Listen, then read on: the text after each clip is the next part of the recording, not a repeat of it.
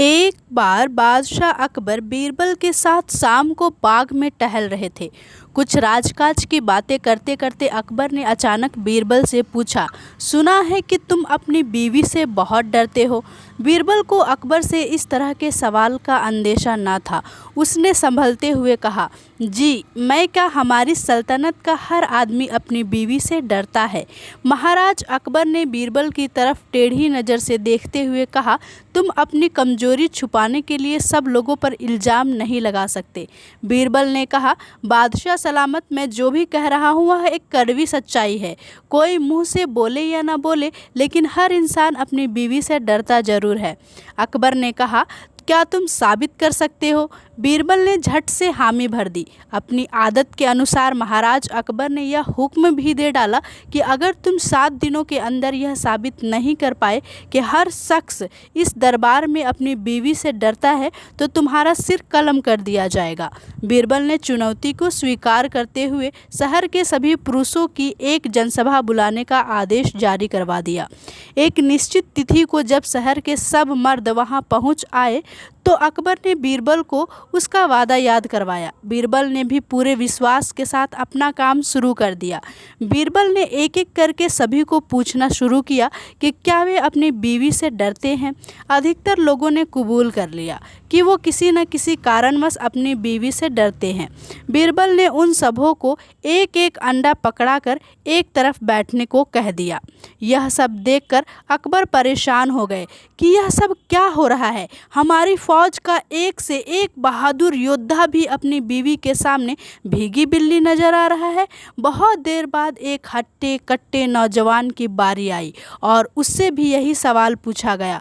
यह नौजवान बाकियों से अलग था। उसने कहा, बीवी से कैसा डरना, बीवी तो पैर की जूती है, उसकी क्या हिम्मत कि मेरे सामने कुछ भी बोल जाए। अकबर को थोड़ी तसल्ली हुई कि चलो कोई तो निकला जिसने इतनी बात कहने की हिम्मत की। जब हर तरीके से उसे परख लिया गया तो बादशाह ने उसे एक काला घोड़ा इनाम में दिया। घोड़ा लेकर वह नौजवान खुशी खुशी अपने घर पहुंचा तो उसकी पत्नी ने हैरान होते हुए पूछा, सुबह तो पैदल थकते गए थे, अब यह घोड़ा किसका उठा लाए हो? नौजवान ने सारा किस्सा पत्नी को बताया। पत्नी ने कहा, तुम्हें तो सारी उम्र अकल ही नहीं आ सकती। अगर इतना बड़ा इनाम जीता ही था तो दरबार से सफ़ेद घोड़ा लेकर आ जाते, ये क्या काले घोड़े को उठा कर ले आए हो? नौजवान ने कहा, बेगम तुम चिंता क्यों करती हो? आज बादशाह सलामत मुझसे बहुत खुश है। यह लो, मैं अभी घोड़ा बदल कर आता हूँ। कुछ देर बाद वह काला घोड़ा लेकर वापस दरबार में पहुँचा और बीरबल से प्रार्थना करने लगा, मेरी बीवी को यह काला घोड़ा पसंद नहीं है, आप कृपा मुझे सफ़ेद घोड़ा दे दे। बीरबल ने कहा, यह घोड़ा उधर बांध दो और यह अंडा लेकर तुम भी खड़े हो जाओ, क्योंकि तुमने भी साबित कर दिया है कि तुम भी अपनी बीवी से डरते हो। बादशाह ने पूछा कि आखिर माजरा क्या है?